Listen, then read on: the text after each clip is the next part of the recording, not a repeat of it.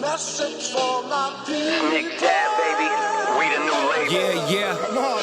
Yeah. Come on, son. Now this the black sheep sticking its home. I need a crib like I'm Gatsby. I need it. In hand, just understand my pockets that deep. with nothing to prove. I ain't got nothing to do, and they can't compete, and I got nothing to lose. You see, they told me I'm the one that's gonna. It's been a while since we fisted. Hey, Yeah. yo. Oh, hey, yo. We're Pause. back in the studio.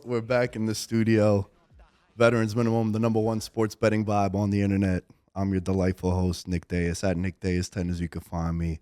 All things Veterans Minimum are at Veterans Minimum. My dog to the left, camoed out. Yeah. George in the building. I really realized as I was leaving this morning, I was like, holy shit, I'm about to be back at the Win, and I didn't dress up. Like, you know, you and our other guest over here who you're going to introduce. So, you know, you dress presentable, and I just look like I'm about to play pickleball. I really got like the pickleball tennis shoes on too. Like, Show the camera. I'm ready to go. Let's see the flexibility. Oh, There we go. Come on now. Nice. Flexibility. Nice. Nick, I better be able to put my foot up on this table. Let's go, man.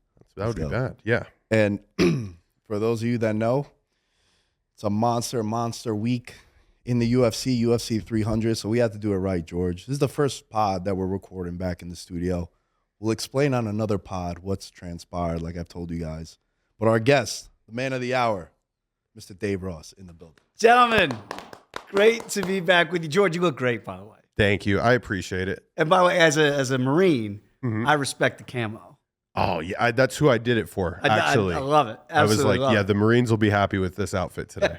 You better believe it. No, it's good to be with you guys. And, you know, we were talking even before we began doing the show. This is by far and away the best card I've ever seen the UFC put on. And I was thinking, like, you can go, we're going to go through the card and all that, but it does feel like it's almost like giving the flowers to the UFC fans that have been with the company, with Dana White, with the fighters for, you know, over a couple decades now. You go back to UFC 200, UFC 100, and now you have 300 here in Vegas on Saturday, and you go, it's just stacked. It really feels like an homage to the fans of like, you guys have been with us. We're going to give you every fight from the first fight to the last fight is going to be high caliber.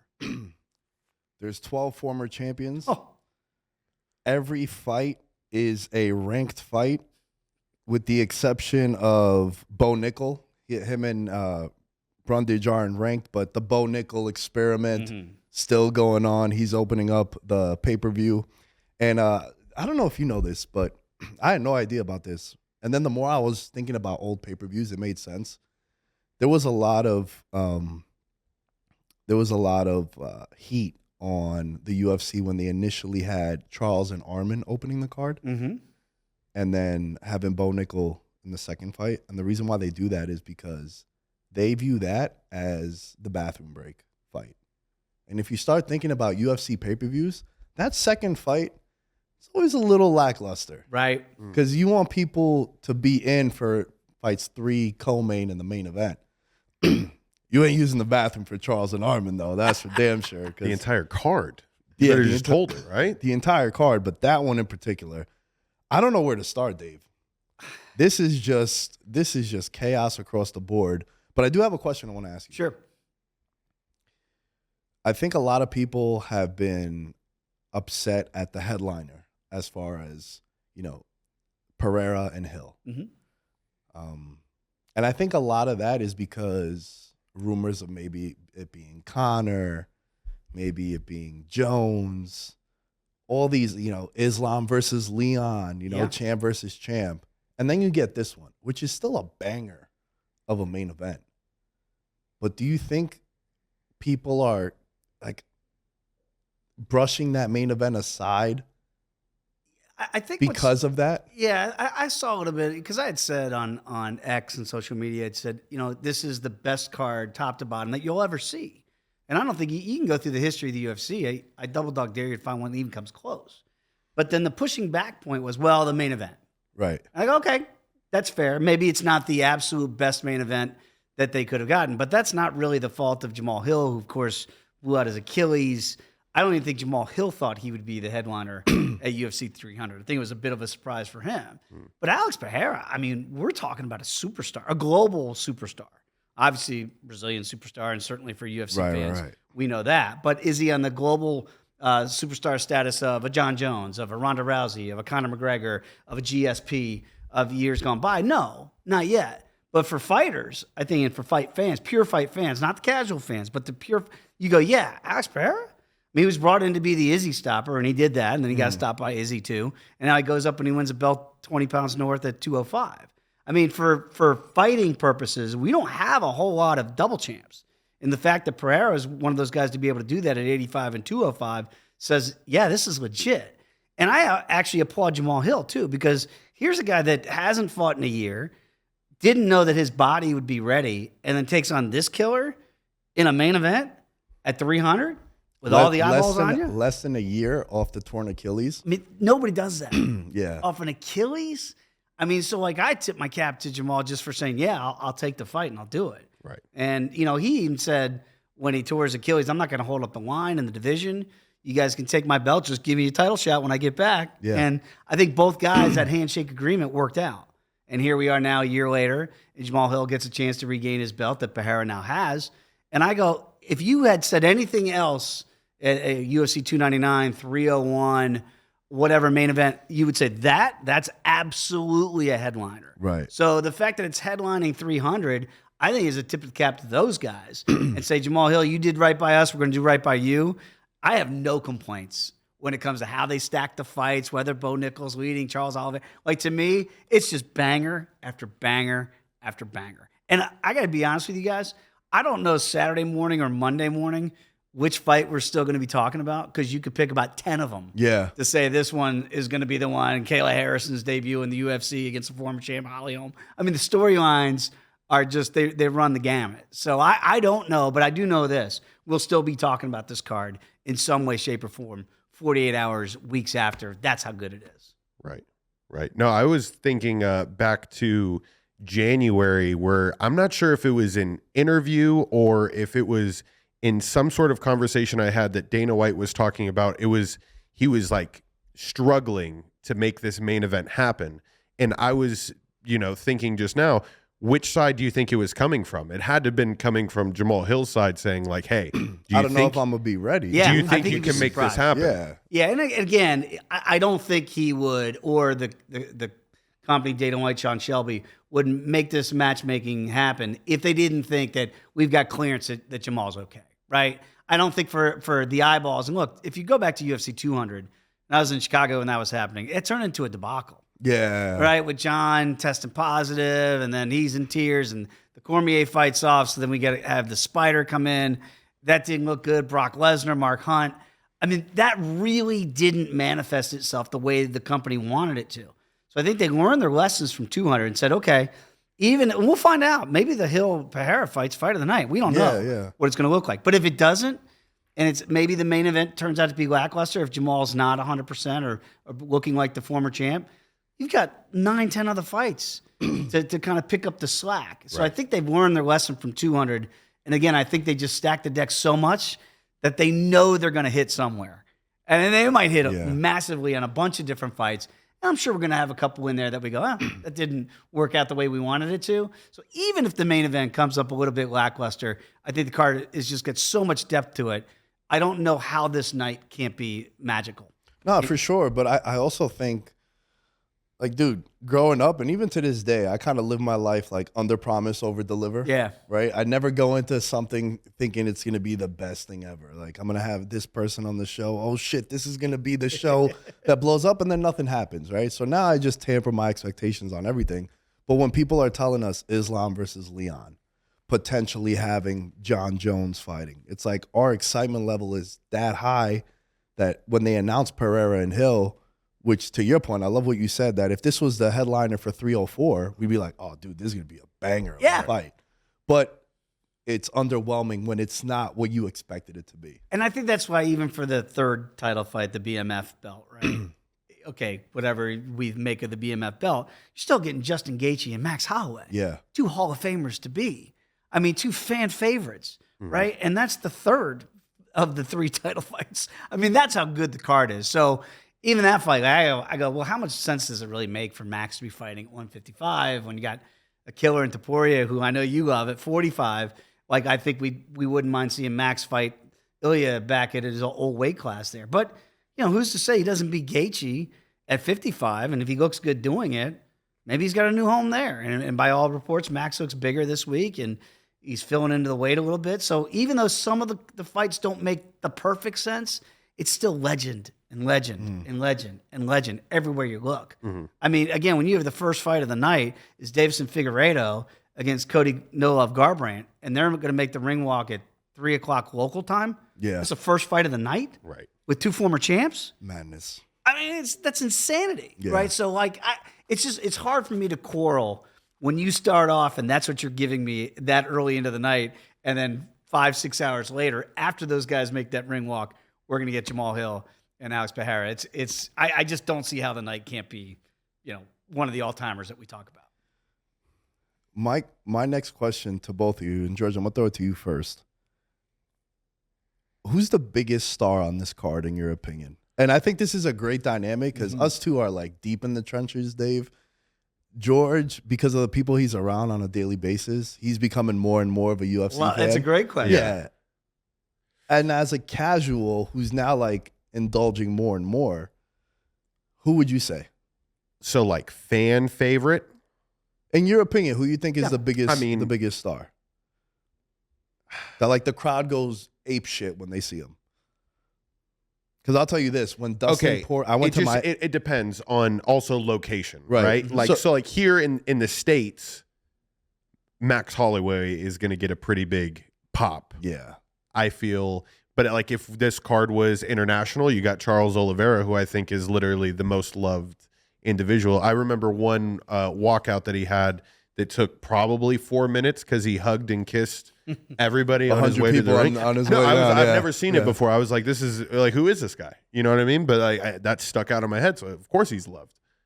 But yeah, I would say Max Holloway, dude. He just has so many iconic moments, and he seems like a man of the people. And yeah, I think he nailed both of them, because I think Maxie is so beloved because he's fought everybody. He's so well liked and respected. Doesn't duck anybody, fighting a bigger guy like Gaethje. But I do think it's Oliveira. I still think even like the educated fight fan, and maybe all the casuals, still they should know who DuBronx is by now. Yeah. But I think there's something about Charles, the way when he was champion at 55, even when he, whatever the test positive thing was, and they stripped him of the belt, and they still went out. And I believe it was Poirier that night that he stopped. It was Gaethje. Gaethje that night, right? By half a pound, he didn't make weight. Right, he didn't make weight by half a pound. And then so there was a controversy. Still goes out there and gets it done. There's something about Charles that I think resonates in the fact that, like, I remember Charles when he fought at 45, and he lost to my buddy, Ricardo Lamas. Yeah. I mean, that's how, and Ricardo's always kidding. He's like, who's the last guy to beat him at 40? Me. Right? It wasn't like he burst on the scene like a Bo Nickel. He worked, man. He had cardio issues. There was concerns early on in his career that he would quit. Yeah. That was the narrative on him, that he used to quit. And to your point about Charles, I think one of the reasons why he's so exciting is dude hasn't seen the judges in like 15 fights. That's it, man. He was on a 12-fight win streak via finish. So like he's going out there and he's doing it both ways, right? He's doing it via sub, standing. He could take it anywhere.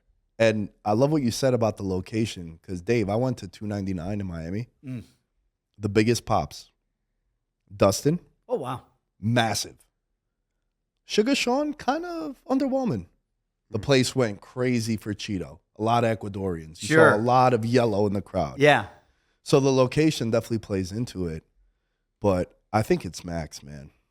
I think it's Max. Jamal will get a super big pop here, too, even though it's not up north. Like he trains down here. He lives with Josh. I mean, I would think he's going to show up pretty well. Yeah, I think now, because we've seen Pereira in those Izzy wars, I think now he's so well respected, and that kill or be killed mentality, right? Because even when he lost to Izzy the last time at 85, I still can't believe he lost, by the way.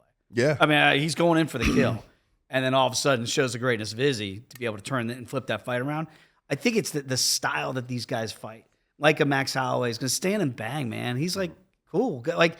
In his last fight, when he's fighting the Korean Zombie, It's like I'm gonna put you out, and that's respect. Like I'm gonna put you out, dude. And you get like he wants to put on that show, and then you got the highlight. Everybody loves Justin Gaethje. Yeah. So there are a lot of fan favorites on there, but yeah, I think Maxie and Charles are two that are gonna get some of the biggest pops out there. And Sarukian, by the way, I kind of like the fact that he's embracing the heel. He's Yeah. embracing the black hat because he knows everybody loves do Bronx. He's like, fine, I'm gonna beat your hero. I'm gonna beat up your idol. Right. That's what he intends to do. And by the way, I think it's a good mentality to have. He's a favorite. And he's one of those guys, man. At 155, it was him and Saint Denis that I was very high on. Now, we have seen a lot of the old guard kind of holding it down. Yeah. We saw Gaethje, if we go back to last March, he beats Fiziev. I remember him being a 2-1 dog. I was on Gaethje that night, too. Yeah, I was too. And I said, he's the definition of a guy that will fight for your money. Yes. Right? So, and then Armin goes out and he beats Dariush. And now you have Oliveira going up against Armin. We saw them feed Saint Denis to Dustin, and then Dustin was like, nah, not yet, partner. And I was on Poirier's side there, too. I'm with you. I'm kind of on the Dubronx side here in this fight because I look at it like this. If you're on the Sarukian side, I would look to the under. Because to me, if he is now, he might be like to Poirier against Alex. I was on the wrong side that night because I thought the older guy, Volk, would show. And Poirier ran through him. Yeah. Right? So we could get that. I'd be surprised. But and we've seen this in so many Oliveira fights. If Armin can't run through him in the first 5, and he goes back to his corner, and he looks across, and that dude's still there, trouble. So you can even look to the live betting scenario there, because I'm telling you, Charles has got this amazing capacity to withstand a lot of damage early, and he'll flip on his back, and it looks like he's done. Yeah. And all of a sudden, man, it's just something that if he can survive on that ground for a little bit, and that's what Armin's going to do. He's going to look to takedown. Charles doesn't mind being on his back. He's going to look for submissions off his back. So if you can't get him out of there, I'm not saying Armin can't, but that second round, if it hits there, watch out. That's where I think the old guard's really got a shot. The one thing, excuse me, the one thing that's really interesting about this is he reminds me a lot of Islam in the sense of if he does drop Charles, you know how Gaethje and Poirier and even Chandler were like, stand up. Islam went down there. Yeah, he'll follow him. He'll follow him down there. Yeah. So that's why, like, one of the plays that I made, and it's just an auto play. Like, I think if you want to bet Charles, I'm betting him by finish at plus 275. All his wins are by finish. Mm-hmm. And I think it favors him that it's a 3-round fight because he's been in a lot of 5-rounders the last couple of years. And Armin has had some 5-round fights too. But, this line moved a lot.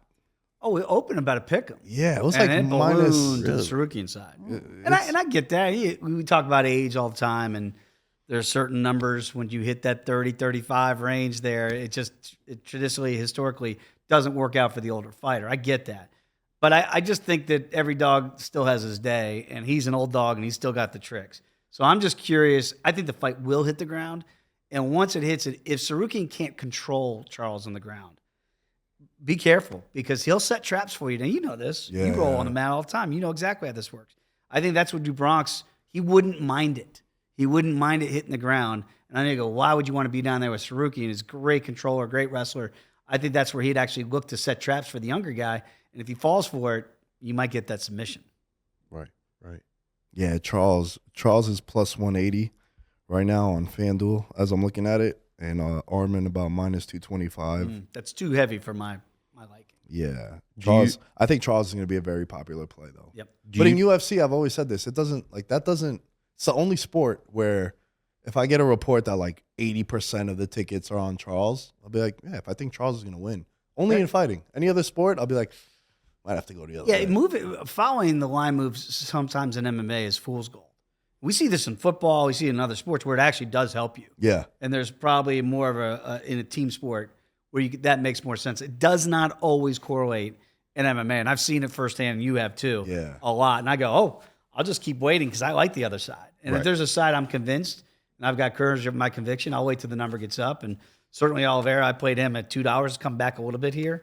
But yeah, when I saw that, I went, wow, this is, to me, mispriced. Now, again, would it stun me if Sarukian goes out there and steamrolls him? Yeah, it would surprise me if he gets it done in 5. But I don't think that's going to happen early. And And I really think Charles is live later, maybe not hitting the cards, but certainly in round 2, round 3. Do you guys think that a lot of these fights are setting up for championship fights in the coming months? So, like, for example, I mean, with Charles, if Charles gets the win here, is he setting up for a title fight? And I think you could just say that about every one of the main card, excluding Bo Nickel, where, like, if you are the winner of that fight, you are immediately in line for another title fight.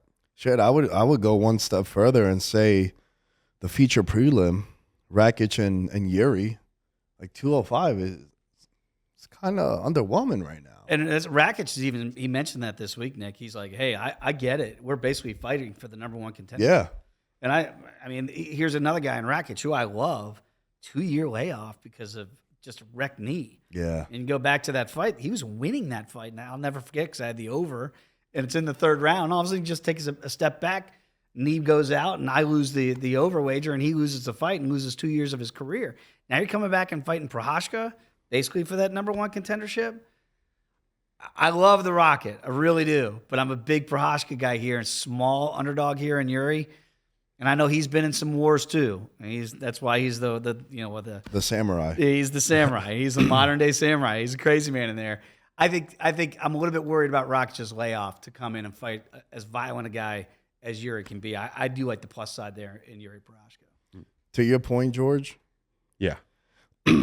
everything on this card is like the majority of them are number 1 contenders or title eliminators. For as dope as the BMF title matchup is, I hate it. And as we got closer to it, I started to dislike it more and more because Gaethje should be fighting Islam after he beat Poirier when he did. Because now Poirier is probably going to get the title shot because there's nothing else available. Islam's like, hey, man, I'm not going to sit here and wait. Right. Because these guys are probably going to go to war. Oh, yeah. So This they're is not not going to be a fighting quick in the turn. next. They're not fighting in the next 3-4 months. No. So you're probably going to see these guys again in Madison Square Garden in November. And that's why I think it does kind of backlog 45 too, right? Because I would think Holloway would be a natural to go back down and fight Topuria now that he wiped out Volk. But now that Holloway's going to be in a banger, we're not going to be able to get Max back out there. Ilya is going to try to headline a card in Spain, right? I think that's going to be against Volk now because, again, Run it back, yeah. who else are you going to put at timing. 45 if Max is out of commission after this Gaethje fight? So, George, there are a ton of fights with ripple effect for later on this year. Right. So while this card is dynamic, it is also going to throw some other things and some monkey wrenches in there for title fights coming up at 45, 55, and beyond. It was just a thought that I had weeks ago. If Jamal Hill wins the championship, do you think he stays at 205 to defend it, or do you think he tries to fight John Jones Oh, my. and go double? Well, you know, I hate this double champ stuff. Dude. really? I Well, don't he like said it was no. cool earlier. There were very We few don't have fighters a have lot of done it. them. We don't have a lot of There we them. go. I think it holds up the division. I think the only way you should go up for another belt or drop down and wait is if you did what Izzy did, where he legitimately beat every single guy in the top 6. Some of them he did it twice. Yeah, go, because you're not going to fight the 8th guy in the rankings. Right. He got to work his way up. And then what Volk did, Volk cleaned out everyone at 145. Well, he beat Max 3 times. Right. And, Yair took care of Yair. Ortega had blew out his shoulder, so he was out. Yeah, then you go up. But this whole Islam gets one title defense, and it's against a 145er, and now you're going for a champ stat. Like, I don't like that. I think the precedent got set by Conor because Right. after he wiped out Aldo, he never fought at 45 again. Yeah. Right. So like he was the guy, but to Conor's defense, and I get that that's always a knock. Like you never even defended your belt at 45. How can you be considered the greatest featherweight of all time? He did beat the Max Holloways. He did beat the Diamonds, Dustin Poirier, on the way up. So did he clean out the division? No, because we didn't know at the time that he was cleaning it out. But in hindsight, when you go back and look, he did kind of beat the who's who. And Islam has not done that. He has not. He's not done that at 55 like Conor did at 45. So I guess it made a little bit more sense for Conor then to move 55, fight Eddie Alvarez, become a double champ, that sort of thing. By the way, we haven't even mentioned Kayla Harrison. Speaking of weight classes, and I'm going to be so curious to see her making her UFC debut against Holly and not at the weight class that I think we thought they would be fighting at. So while everybody, and myself included, thinks Kayla Harrison, I mean, this is a legit, when you talk about athlete, like bona fide international star, that's Kayla Harrison. This isn't a promotional stunt. She's got, like, this is legit world champion style athlete. But with the weight cut coming in, I'm going to be curious because Holly, I know we're all ready to write Holly Holm off, and again, that age thing, but Kayla's not young by any stretch. And Holly, speaking of fighting everybody there is to fight at 35 and 45, that's been Holly. Oh, yeah. So to me, I think about who she trains with and Albuquerque and John Jones and that group, and you bring in the Henry Cejudos, and you've got some of the sharpest MMA minds that you have. She's going to be prepared.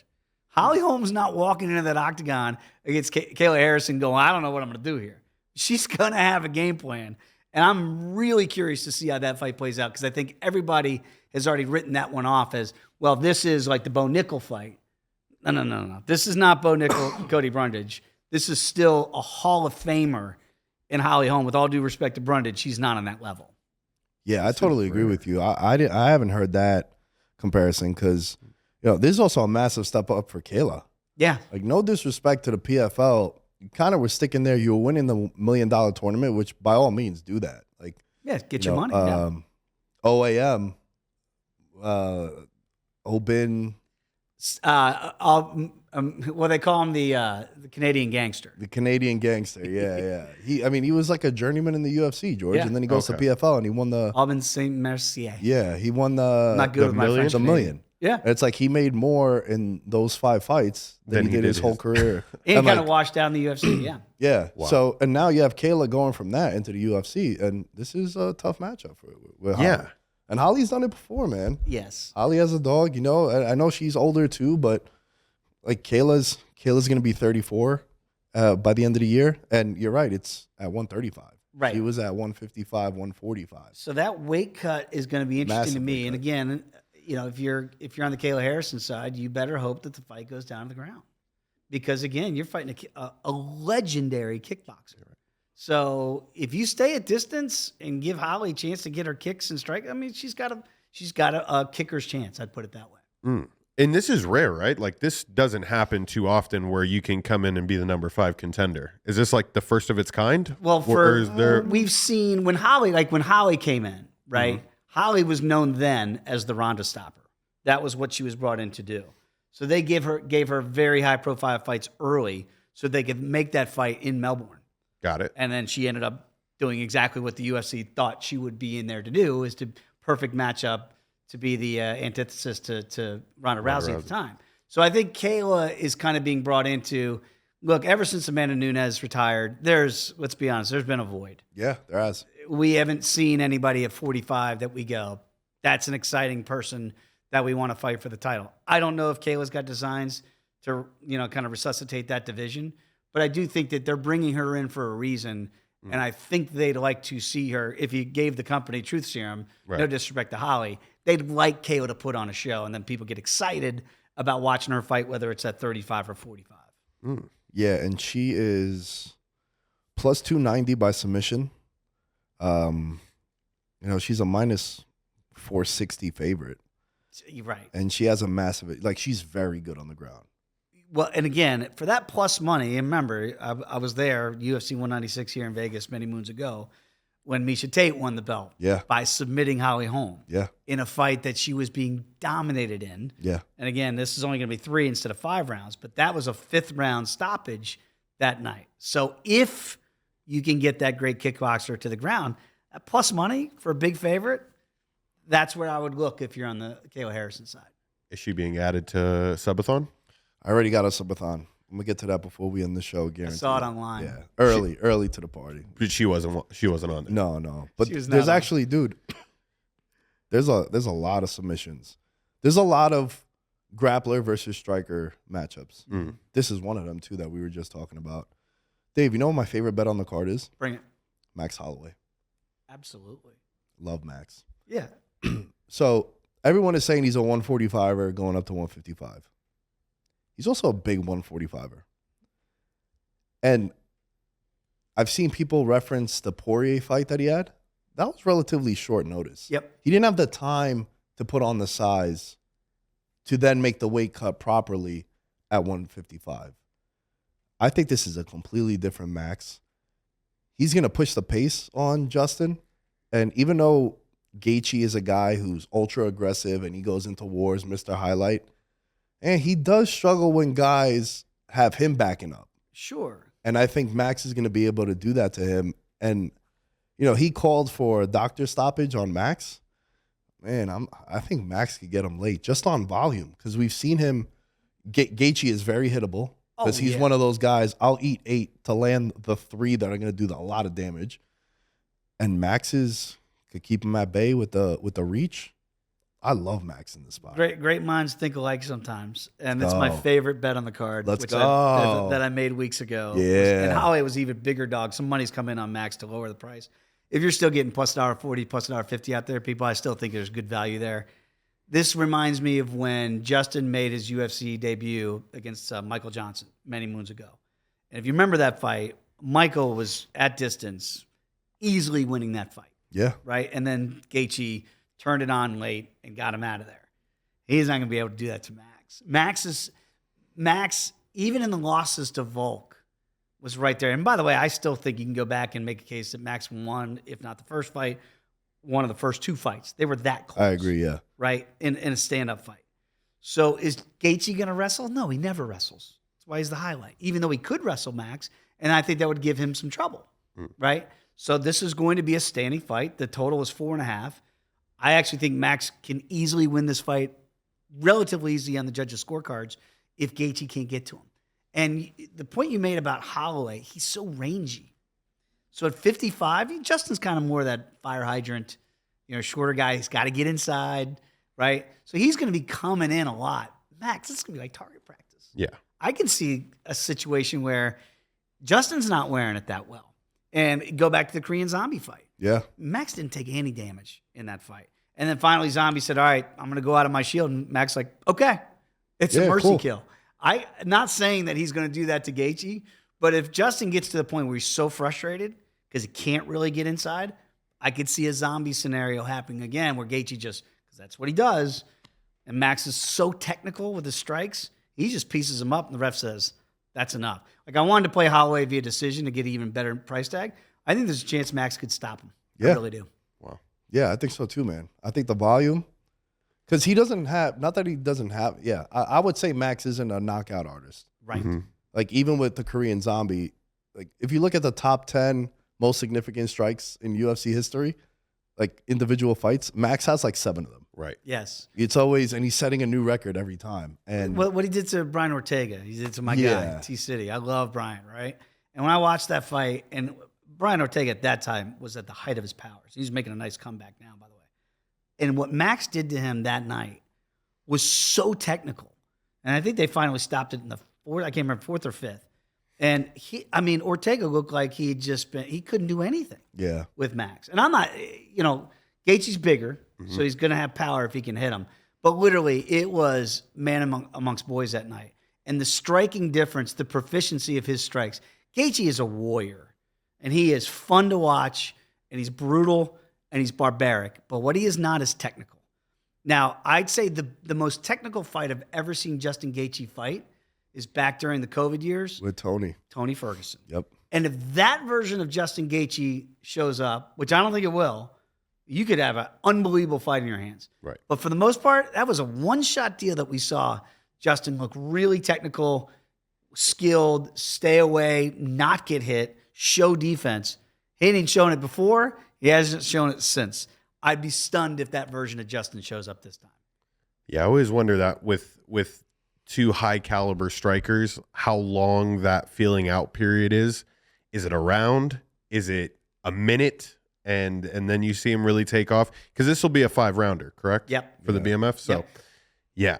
Is it a round of downloading and then just absolute chaos? I think you're more apt at your minute.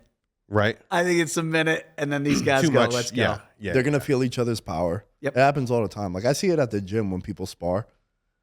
It's like the first couple, it's like patty cake. Right. And then, you hit me a little hard. I'm like, okay. Then I give it back to you. And then it's like, all right, we felt each other's power. Let's go. Right. And then it's bite down on the mouthpiece. Correct. It's going to be fun. Let's get after it. It's going to be a good one. Any parlays you like? Do you dabble in parlays? I do. Yeah. Of course. You like having fun. Yeah, right? of course. Who doesn't Why like not? to? Yeah, I do have a couple of them that are out there, and I really do like Pereira a lot in the main event. Ooh, okay. Yeah, we didn't even really get to touch on. Yeah, and by the way, in the co-main as well, I mean, Weili Zhang to me should be this big a favorite against Yan Jinan. And a lot of respect, by the way, first time we've had two Chinese women fighting for the belt. I think it's great with UFC China. Very smart. Yeah. How to put this on the co-main. I know a lot of people might not be that jacked up for it, but if your name is not Rose Namajunas, Weili Zhang is running that division, right? So to me, she's parlay fodder. I like her in some parlays because I'm just trying to figure out a way that Yan can really win the fight. I don't know where she has an advantage. She doesn't have an advantage on the ground. She doesn't have an advantage on the feet. So I'm going, how in the world can she biting down on the mouthpiece and dragging her into a brawl, perhaps? But, I don't see Yan having really any way of winning this. So to me, that's a way that I can look for a parlay fodder there. But I do like Alex so much in the main event because forget about the left hook, which is maybe the best punch we have going right now in MMA. Yeah, is I'd agree Pereira's with left you. hook. It's those calf kicks. Yeah. And you got a guy coming off surgery with an Achilles, and his legs aren't big to begin with. And as much as a dog as Jamal Hill is, and I say that in the most positive way possible, I mean, he is a dog, man. He will go out on his shield. I don't think he's going to like the leg kicks more than he does the punch power. He's been hit, right? I think he can take a punch. Yeah, Jamal Hill's yeah. a tough dude. But I don't think he's going to like the legs. And the problem is for a striker like Jamal Hill, you take out that lead leg, and you're coming off surgery in less than a year and a torn Achilles, how is your leg going to react to that? So if Pereira is shrewd, which he is, he's going to chop that front leg. That's going to take away your fighting stance, your boxing stance. Then what do you got left? And Jamal Hill's not going to wrestle. Yeah. He's not going to try to wrestle. So I really like Pereira. I think it's inside the distance. At $1.25, you got to lay.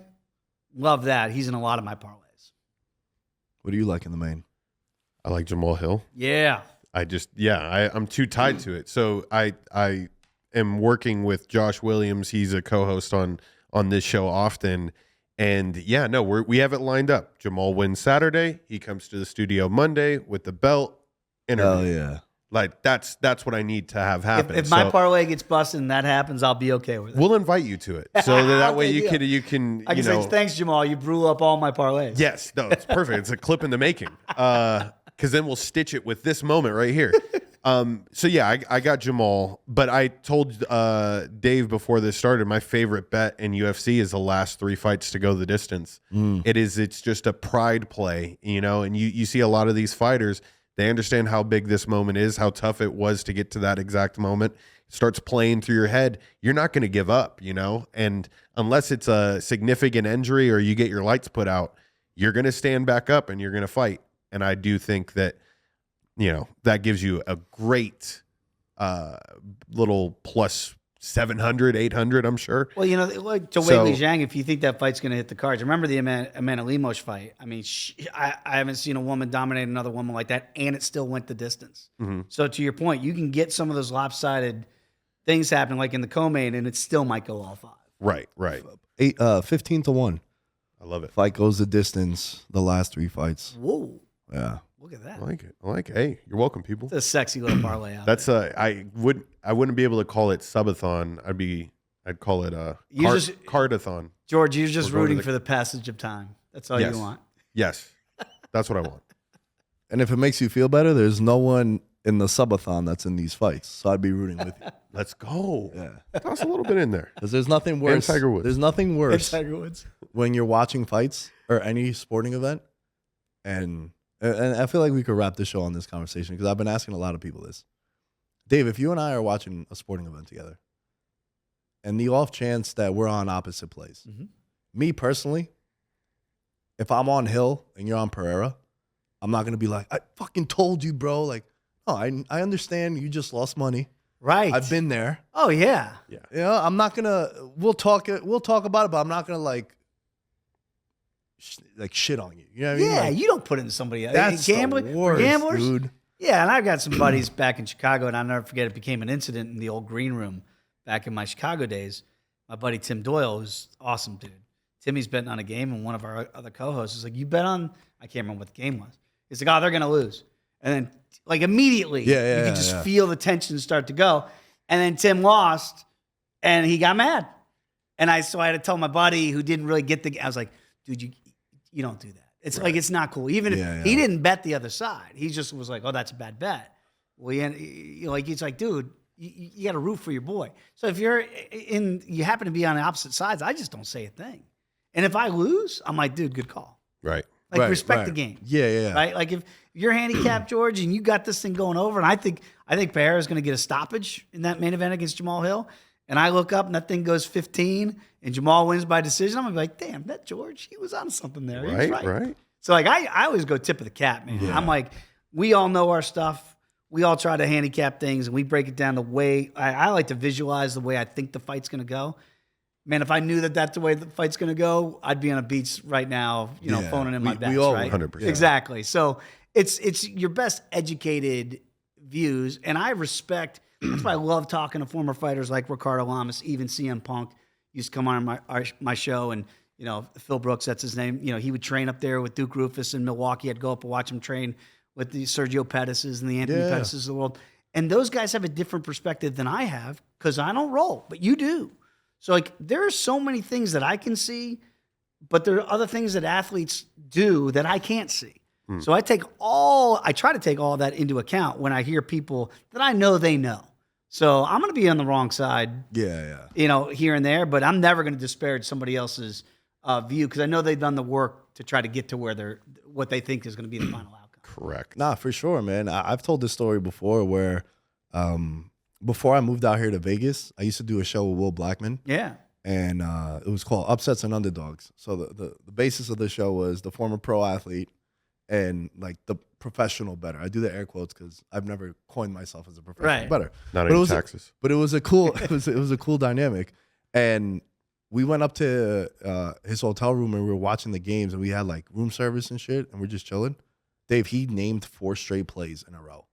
Like handoff left. And like sometimes I'll watch games. See in the formation. Yeah, but sometimes I'll watch games and I'll be like, oh, ISO Jefferson's one-on-one, it's going there. And then the ball will go there. I'll be like, that's kind of obvious. Like everyone has called a play before. But he did it 4 straight times. Handoff right, watch play action, tight end. And I was just like, yo, did you fast forward this when I went to use it? Like, what just happened? How is this happening? So there's always levels to that. And, I've tried to explain that to people in our business for decades. Like, I was telling you guys before the show, 2-time Super Bowl champion Brian McFadden, good buddy of mine, won those titles with the Steelers back in the day. We'd sit there in the green room, and he would, same thing. He'd be up on the screen, and he'd be like, press. He's looking at those corners, and he's looking at and I've been watching football for 4 decades. I don't know what they can see things that even as much film, game, whatever you want to call it, it is different. Yeah. If you've played it, you've been there, done that, versus someone who's just watched it. It really is a difference. Yeah. In an MMA, I mean, you know this, I call it human chess. This is human chess. And when these guys get down there, these guys and gals, they get down on the mat, they're looking to end your night. It's hard for me to see what that next move on the chessboard is, but that's what they're doing. That's what I'm talking about with Oliveira against Sarukian, right? If Charles gets his back taken, once he gets there and he's got the seatbelt position, he's already thinking of ways to unlock it, man. And I'm thinking, I got to survive, right? And these guys and women, they're built differently. They're thinking differently. And I think it's hard for people that haven't done it to really understand that. Right. Yeah, there's definitely levels to it, man. Like, shit, Andrade was fighting Lemos at the main event, and I had just gotten my blue belt. I'm watching the fight at the bar with all my buddies, and we all have Lemos money line. And she gets caught in a head and arm triangle standing. And my one buddy never trained before, but he watches all the fights. He goes, dude, that's in deep. I go, nah, bro, you can't submit someone standing like that. The moment I said like that, Dave, she tapped. And he goes, fuck you and your blue belt, bro. You don't know shit. Shout out to Josh, amazing. Man. One of my favorite stories. So every time I see Andrade fighting or Lemos, I always think about that story, man. It's just hilarious. That's hilarious. I mean, yeah. you know, even the ball fights against Brian Ortega, right? Ortega's got 2 submissions. That to this day, I still can't believe he didn't become champion. Yeah. Because they're sunk in, and you can listen to the call, and you know Rogan knows his stuff, and Anik, and certainly Daniel Cormier, right? I think they think it's over. So even at the highest of levels, sometimes these athletes do things that you just go, "How did that happen?" Right. You know, and I think we're going to see some of that. I don't know where, but I think we're going to see some of that UFC 300 for sure. We'll wrap with this, talking about submissions. Sub-A-Thon. I put this in yesterday, early. I was like, I don't think I've ever seen it clearer. Diego Lopez, Okay. Oh, I love that fight. Aljo. All right. If you want to talk, he might have the biggest advantage on the ground of anyone on the card.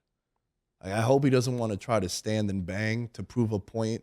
Well, that's No. where we differ. 'Cause I'm on the Cater side. You're on Cater, okay. But Aljo's got such an advantage on the ground. Right. But go back and watch the Cater fights.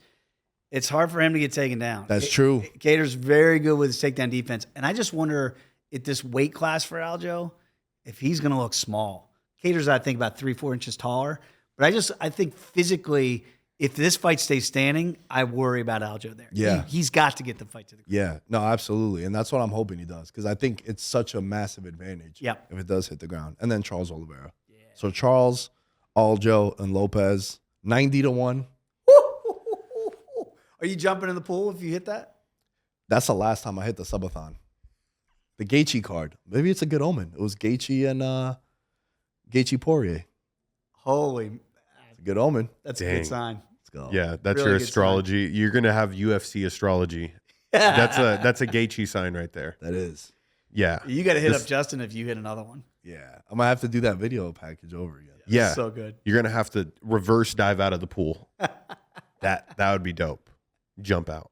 My mom got so pissed at me, Dave, because it was at my buddy Kyle's house. We always watch the fights there. Yeah. And she's like, what did you do the rest of the day? Because it was Do you have any Holland. clothes? He gave me all stuff. There you go. And she's like, you got to buy him like a cake or something. He's such a good boy for doing that for you. I was like, Ma, I wasn't going to sit on his couch. Wait, your mom said you to buy him a cake? Yeah, she was like, buy him something. A cake? I haven't heard. Like, that's such a mom thing Yeah. to say. She 'Cause probably we'd be said like, hey, bake, let's get some bake a beers. cake. Mom's like, no. Give him a Cake. cake. Yeah. Hey, he's really also nice. married too, so I think that factored into it. Like, I would have went to beer immediately. No, the Right. cake, and then get the thing say, thank you for letting me borrow your clothes. On the cake. Yeah. Right. Hey, or we're Kyle, if you listen to this, we're running this back if we're diving into this pool because it's a good omen. that is true. Let's go, man. Dave, thank you so much for coming You on guys the are show. great. It's always a pleasure. Love your stuff. Big fan of your stuff always. And it's great talking fights with you, bro. Could do it every time. Appreciate you guys. Where can people find you on social? At D-Ross Sports on X, also on the IG. Do it Twitter, for the gram. man. Come on. Yeah, whatever the kids want to call it. You're never going to call it the crypto arena. You're going to call it Staples Center. It's a good point. Yeah, on Twitter, on the IG, all those places. Of course, VSIN right here in Vegas on the weekends. Do some stuff with Bet US. Always talking the fight game. So, yeah, you guys know me. I'm an open book. So fire away, and I'll fire back. I love it. George? At Mr. George Carmona is where you can find me.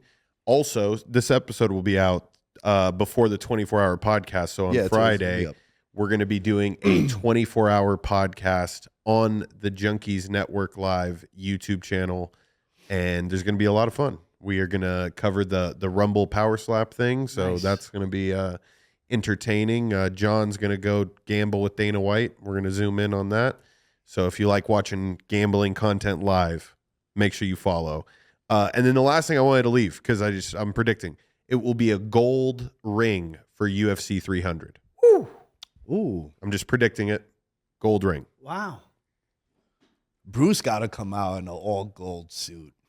Well, they've got new. Gold. I didn't gold mean to mi- keep extending the show. Well, I had they've gold got microphone. new shorts for the champs. Yeah. So you might be onto something here, George. Gold ring. Wow, I like it. Crystal ball. It's going to be a good clip if it comes out. At Nick Day is 10 as you can find me. All things Veterans Minimum or at Veterans Minimum. Patreon roll call before we go. Daniel Gibson, Mahul Patel, Abel Rezin. Abel, you pledged for the whole year. You are a crazy son of a bitch. DM me. We got to get you merch for pledging. Ben Coetzee and Christopher Velasquez, Derek Platees, Dylan Chadwick, Jerry Shapiro, Jordan Riley, Mike Wozniak, Mike Stevens, Nick Crummage, and Thomas Robinson. Thank you all for your contributions. We're giving away a pair of 11s for the month of April. So join the Patreon and support the show, and we'll catch you guys next time. In his element, I'm a gold medalist, bronze like your medal is. So many deer in headlights, but it's bedtime. Hear that supper bell, main course be the venison. Dab. Most dangerous game. Either kill or be killed.